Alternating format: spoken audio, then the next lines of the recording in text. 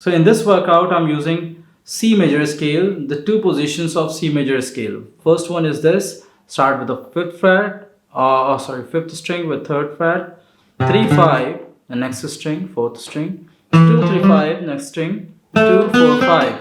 And I'm also using this shape, which start on the third string, 5, 7, second string, 5, 8, 5, 6, 8, and 5, 7, 8. So I'm joining both together with a little slide like.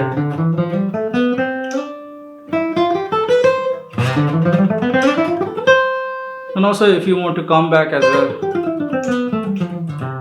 so you can like come back as well, but this is just the ascending exercise, so you can do it like that.